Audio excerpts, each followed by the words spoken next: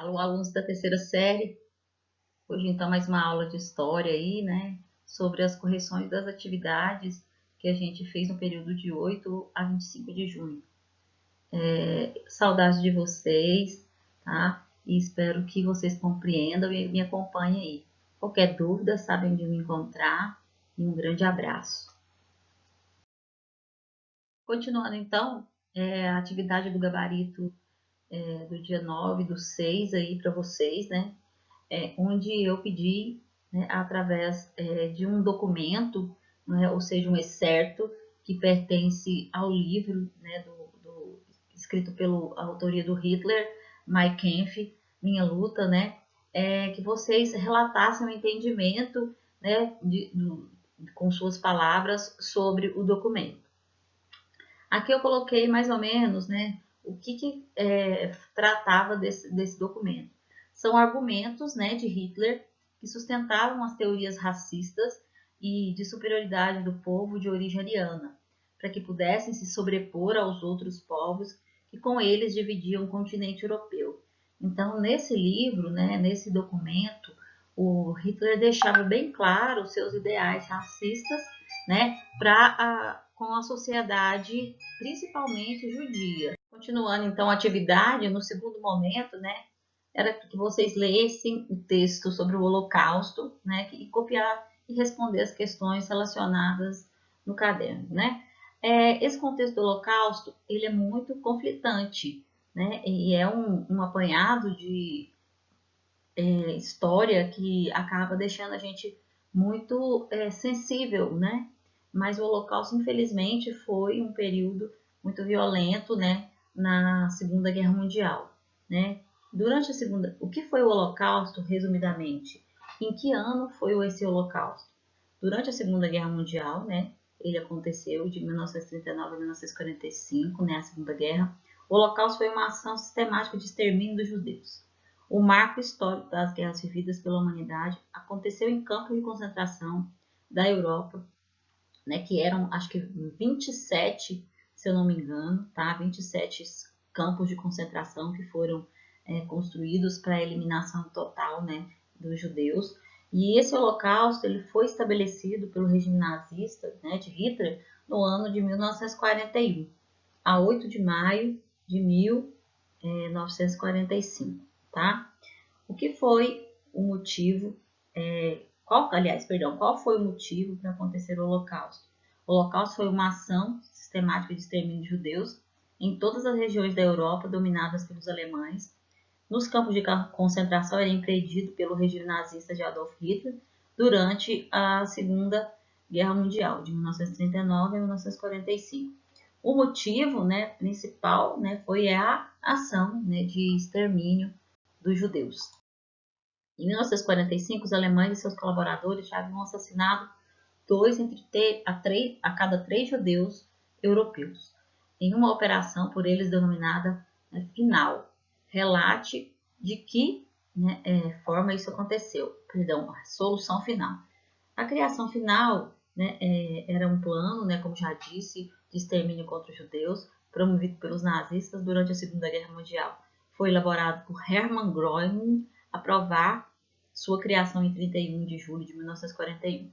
Esse plano, chamado Solução Final, foi criado por Heiner Heinrich e Heiner Himmler e tinha como objetivo a erradicação total dos judeus na Europa. Propunha que todos os judeus que não pudessem trabalhar para os nazistas seriam mortos imediatamente e os que estivessem aptos seriam forçados a trabalhar até que a exaustão os matasse. Dessa forma, então, mostrando então uma violência muito grande. O plano proposto por Heinrich Himmler baseou em algumas propostas que Hitler tentou colocar em prática no leste europeu até meados de 41, mas que havia falhado. Primeiramente, havia um plano de fome, no qual os nazistas tentaram impor a morte de 30 milhões de pessoas por inanição. Depois, havia um plano de extermínio total dos judeus após a vitória sobre a União Soviética. Segundo planejava o Adolf Hitler. Por fim, pretendiam a transformação da União Soviética em uma colônia de exploração alemã. Continuando aí, né, para a gente entender quem na verdade construiu, né, criou os campos de concentração, principalmente para, não tirando a culpa do Hitler, mas mostrar que não foi só o Hitler que teve essa ideia, né, maquiavélica, né, maldosa, né. Os campos de concentração, na verdade, eles foram elaborados após Hermann Göring e foi criado pelo Reinhard e Himmler. Os campos de concentração são utilizados para a detenção de civis ou militares, geralmente em tempos de guerra. No entanto, historicamente, há numerosos registros de exploração de mão de obra em regime de escravidão, bem como a tortura e o extermínio para presos políticos, prisioneiros de guerra e membros de grupos étnicos. No caso, então, os campos de concentração, eles nem eram conhecidos pela sociedade, né? Todos achavam que eram uma colônia de férias, né? Porque eles não colocavam na realidade para todos saberem do que significava, né? Porque eles sabiam que isso poderia causar problemas seríssimos em relação aos direitos humanos, né? Continuando aí, no gabarito do dia 19/6, eu peço para vocês fazerem, né, um esquema, um mapa mental, né, sobre a trajetória de Getúlio Vargas, ou seja, a Era Vargas, né? Nesse contexto aí eu trouxe para vocês essa imagem de uma simples mapa mental, né, explicando algumas características importantes, como Vargas subiu no poder, né, a gente já estudou sobre isso. Vocês lembram que foi, né, na Revolução de 1930, né? E foi apoiado pelo João Pessoa, né, que era o seu vice-presidente. E o objetivo, né, na verdade, é acabar com as oligarquias, né? E isso, então, para destituir, então, o governo de Washington Luiz, e concorreu a essa presidência com o Júlio Prestes. A política do Getúlio Vargas tinha uma política trabalhista, onde ele fez a criação do Ministério do Trabalho, concessão de direitos, sindicatos, sob o controle do governo, ou seja, ele criou sindicatos, mas ele que controlava, ou seja, ele pagava, ele não permitia greves, ele não permitia nenhum tipo de manifestação, perseguição aos movimentos trabalhistas. Nesse momento, então, né, ele promoveu a centralização do poder dele, né? Quando ele entrou no poder, ele dissolveu o Congresso e substituiu os governadores, né? Que é a questão da substituição de cada governador do Brasil. O primeiro momento dele foi conhecido como governo provisório, né? Onde ele criou essas estimativas, né? E pós-governo provisório, que aconteceu tudo isso aí, né? Com a centralização de poder, dissolução do Congresso, substituição dos governos, onde ele criou interventores, vai surgir o governo constitucionalista. E vai haver, né, uma reação, uma revolução contra ele, né? E nessa reação, os oligarcas paulistas vão estar contra ele e reivindicavam uma nova Constituição, a nomeação de um interventor paulista, né, que eles também queriam estar no poder, né?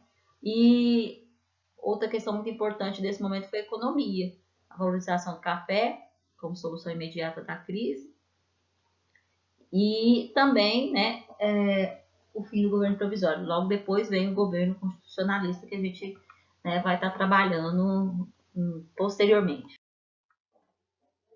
Segundo momento, relate os principais acontecimentos dos 2 primeiros do governo de Getúlio Vargas, explícitos no texto, né, no caderno.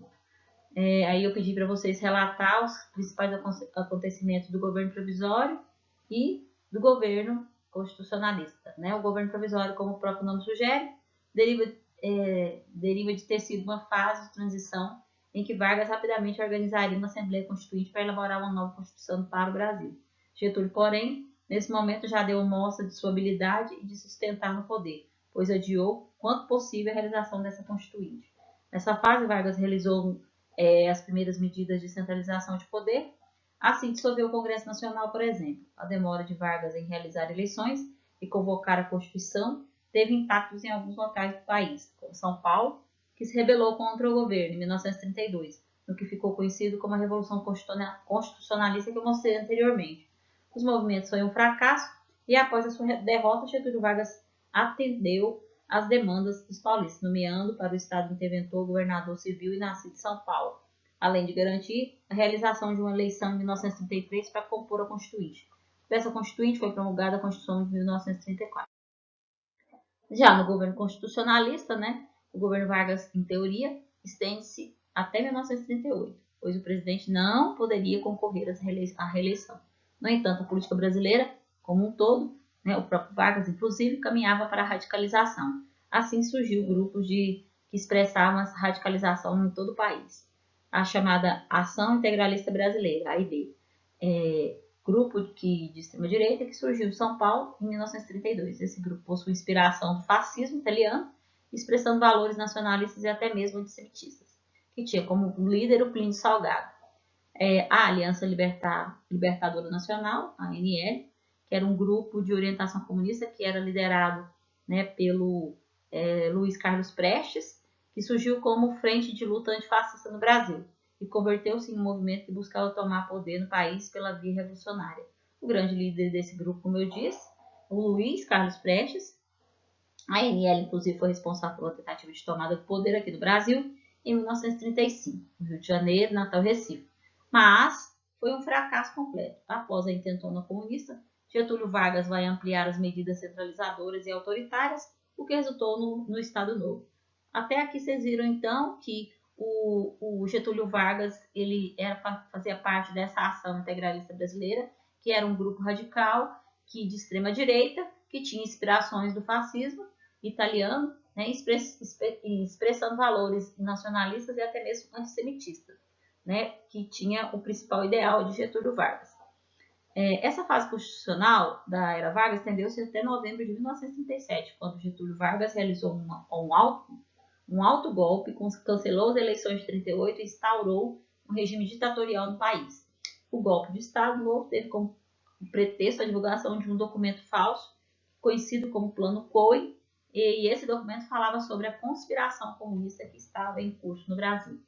Como todos já sabem, mesmo aqueles que não estudam muito Getúlio Vargas, esse foi um golpe, novamente, como o golpe de 1930, né, porque existia, né, os movimentos, né, sim, de comunismo, mas não esse ataque como ele colocou, né, e dizendo que só ele poderia conter a ameaça comunista. Dessa ameaça comunista, então, que ele julgou, né, está acontecendo, prendeu-se Luiz Carlos Prestes e Olga Benário.